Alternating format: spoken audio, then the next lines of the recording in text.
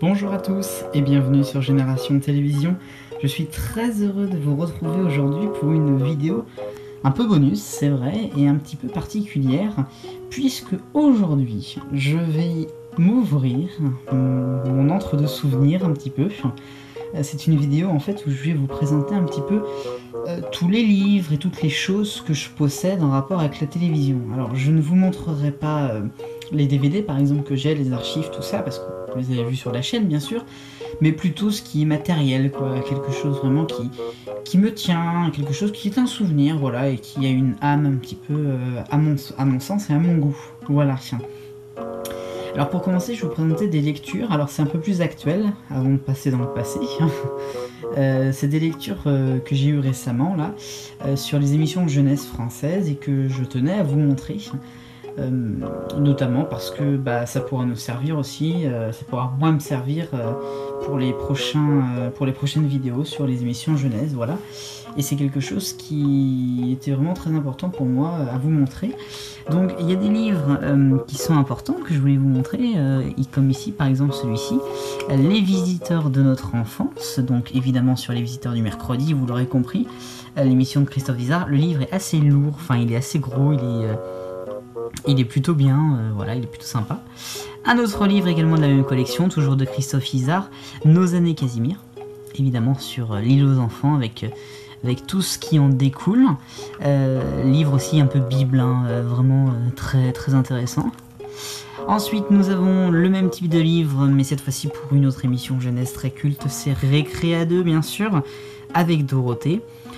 Qui raconte toute l'histoire de Récré à 2, mais aussi l'histoire des émissions jeunesse dans les années 80. Pas que de Récré à 2, celle de la 5, etc. Donc ça peut être très intéressant. Et puis évidemment la Bible, le Club Dorothée, le livre qui a été édité il y a maintenant 2 ans déjà, à l'occasion du 30e anniversaire. Donc évidemment ce Club Dorothée là est très très important, puisqu'il raconte un petit peu toute l'histoire des dessins animés qui ont été diffusés, et bien sûr de l'émission. Alors le passé maintenant, mais cette fois-ci dans les années 2000, puisque moi j'étais un grand fan de Midi les Zouzous, de Vous les Zouzous, hein. Évidemment vous vous rappelez tous de cette émission, hein. Et puis si vous êtes sur la chaîne, c'est peut-être à cause de ça. Alors j'ai possédé pendant environ 4 ans les magazines, alors c'était tous les 2 mois, voire tous les trimestres, qui éditaient justement l'émission Les Zouzous, qui a été lancée en fin de l'année 2005, et moi mon premier numéro c'est celui-ci, donc de février et de mars 2006, c'est le premier numéro que j'ai, et après je les ai quasiment tous, enfin par quelques exceptions, 2006, 2007, 2008, 2009, 2010 aussi, puis j'ai dû arrêter fin 2010 ou début 2011, parce que évidemment c'était plus du tout mon truc. Donc voilà, le magazine des Zouzous, alors il est moins connu, donc je vais vous le feuilleter rapidement.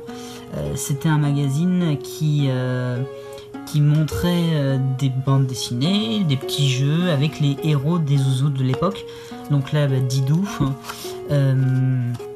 les héros qui étaient en général les dessins animés français, que France 5 avait les droits, ou étaient coproducteurs.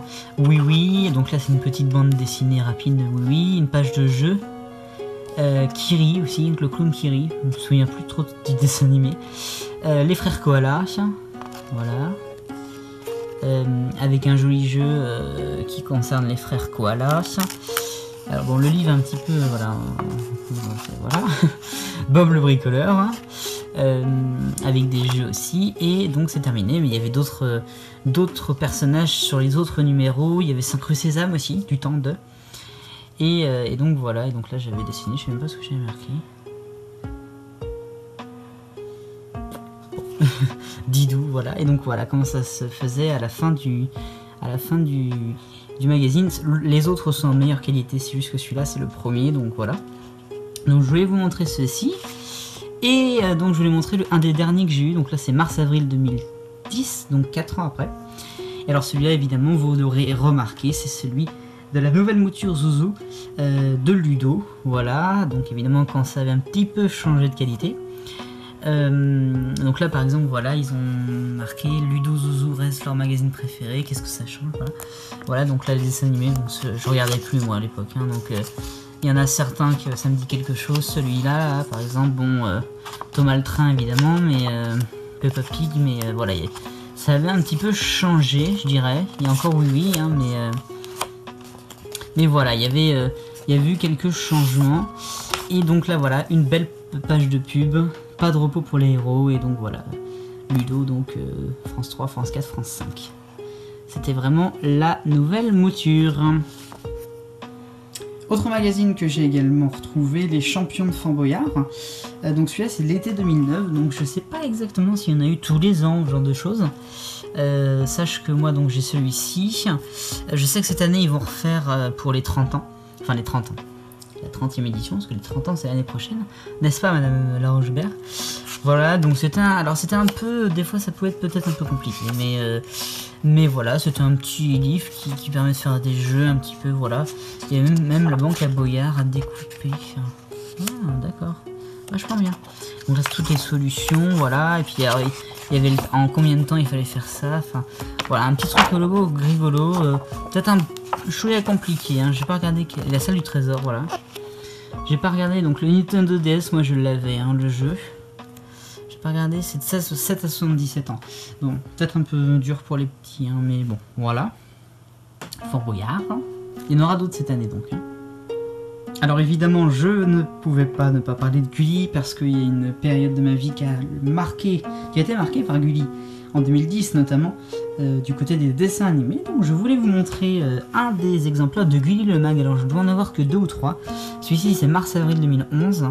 Gulli le Mag, voilà, qui proposait plein de petits trucs. Donc là on voit le sommaire, il y avait des BD, il y avait Gullia, il y avait des jeux, la page Gulli Mag, Titeuf qui devait être diffusé à l'époque j'imagine. Voilà, un petit peu de tout quoi, hein, vous imaginez bien. Peut-être Johan aussi qu'on retrouverait, enfin je sais pas trop, il y a même un poster, oui, qu'il est encore dedans, de Shuriken School et de Pokémon. Pardon aux fans de Pokémon, ils étaient là aussi de l'autre côté. Ah, Titeuf aussi. Non, si, peut-être. Bon, je sais pas trop.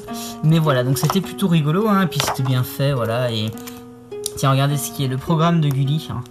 Un des programmes de Gulli avec Total Wipeout, USA, Galactic Football, c'est rigolo. Non, mais c'est super rigolo parce que magazine d'une chaîne, c'est rare, quoi. Et là, ils mettent un manga carrément en version originale, presque de Beyblade.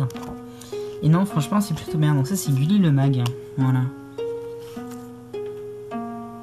Et après Gulli, forcément, il y a TJ. Alors, à l'époque, TJ ne faisait pas partie, je crois, du même groupe. Hein. Peut-être que si, remarquez. Si, je dis peut-être des bêtises. Alors là, celui-là de TJ, alors il doit dater de la même période. Hein. Je sais pas trop. J'ai pas regardé. Ah non, dès le 3 juillet 2007. Donc ça doit pas être la même période du tout. Donc, pourtant, il est au bon état. Un magazine, les récrés de TJ, voilà. Donc c'est à peu près la même chose que Gulli, et voilà, avec des petites bandes annonces de Charlotte Fraise, Choupi, Franklin, voilà. Hey, mais c'est très bien ça. c'est rigolo parce que c'est un épisode que j'aime beaucoup, celui-ci, en animé, et qu'ils ont mis en BD. Bref, voilà. Voilà, donc Tigino et Tigibel, voilà, j'ai failli dire des bêtises, mais c'est bien ça. Un reportage sur les orques. Ah, je prononce pas bien les amis. Et voilà, les bouilles. D'accord, les dessins animés je connaissais pas tout. Hein, voilà, Ozibou. J'ai vu les Télétubbies tout à l'heure, donc voilà. Donc les Télétubbies, voilà.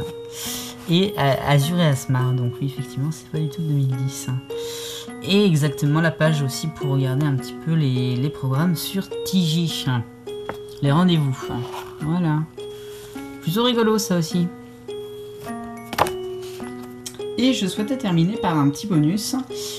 Puisque c'est quelque chose, alors je sais pas du tout si c'est en vente ou si on peut retrouver ça, j'en sais rien, je vais pas chercher. Voilà, c'est quelque chose que j'ai gagné lorsqu'il y avait c'est une sorte de concours Ouest France qui était organisé à côté de chez moi dans un parc naturel régional. Voilà, je suis voisin de jardin d'un parc naturel régional, voilà. Et donc on avait gagné ça lors d'une sorte d'excursion de la part de Ouest France. C'est une BD qui s'appelle Les Zappeurs, la télé rend fou. Et cette BD là, donc de Ernst et Janssen, j'espère que c'est pas Jean-Phi, non je crois pas, aux éditions Dupuis, est une BD donc sur la télévision, donc ça tombe incroyablement bien, hein, c'est totalement rigolo, mais voilà. Et en fait, cette BD là, c'est quelque chose que j'ai adoré étant petit et que même maintenant, parce que en fait, les BD sont vraiment excellentes et sont tous sur le thème de la télé. Donc c'est juste génial. Enfin, en fait, c'est des types qui ne regardent que la télé, qui sont malades et il leur arrive plein de trucs parce qu'ils regardent la télé ou parce qu'ils sont en train de zapper ou ce genre de choses quoi. Donc voilà, il y a plein de situations et il y a certaines plusieurs pages en fait de plages même de BD qui sont sur une seule émission. Là par exemple vous voyez c'est sur une émission. Là c'est Fort Bazar, une autre émission dont je vous laisserai imaginer d'où ça vient évidemment cette émission là. Voilà, il y avait aussi voilà, la Super Famille avec même des jingle pubs. Enfin moi j'adorais étant petit, j'avais quoi 8 ans, 7 ans, je sais même pas, mais je trouvais ça vachement génial comme BD et je vais me la relire d'ailleurs avant de partir là. Et voilà, donc c'est vraiment plutôt génial. Et alors à la fin, et ça j'ai passé des heures là-dessus juste à lire ça, la quatrième de couverture c'était en fait toute une grille d'une journée de télévision, alors j'adorais. Donc voilà, et toujours en lien avec la BD, par exemple une grille d'une chaîne de télé qui pourrait regarder eux chez eux, donc l'injuste prix, la petite maison dans la pampa, ça se dispute, voilà, le Tour de France quand même. Et alors 15h30 les zappers, la télé rend flou avec cette superbe image là, je sais plus qui a fait cette peinture là de connu, vous me direz en commentaire. Donc c'est Jean-Louis Janssen, voilà, Janssen, oui c'est ça. Voilà, et après Les Misérables, Pognon après, magazine économique. Bref, voilà, je trouve ça juste génial. Et alors ils ont 12 albums apparemment, donc ça doit être connu. Bref, moi j'ai vu ça gratuitement et dites-moi si vous connaissez ou si vous avez envie de regarder. Voilà, et bien c'est sur cette jolie petite page nostalgie souvenir que se termine cette petite vidéo sur Génération Télévision. C'était un petit peu rigolo, c'était un peu différent, voilà. Bon, j'ai voulu vous montrer un petit peu tout ça. Je dois avoir d'autres choses que je vous montrerai peut-être plus tard, voilà. Mais voilà, je voulais terminer là-dessus. Et vous voyez d'ailleurs peut-être que la serviette que j'ai derrière, c'est aussi une petite allusion parce que c'est une serviette Tintin, parce que j'habite pas très loin d'une des seules villes en France où Tintin est passé. En vrai, ici, en France, hein, si on compte pas le château de Cheverny, bien sûr, de Moulinsart. Et donc, ils ont organisé là, cet hiver une petite... Il y avait un carrefour qui proposait un petit stand Tintin, donc j'avais acheté cette superbe serviette, voilà. J'espère que ça vous a plu, dites-moi en commentaire si vous voulez d'autres vidéos de ce genre. Et si vous commentez un petit peu tout ce que je peux avoir. Et on se retrouve demain pour une nouvelle vidéo sur Génération Télévision. Merci d'avoir regardé, vive le bonheur, on est tous des millions de copains, et salut!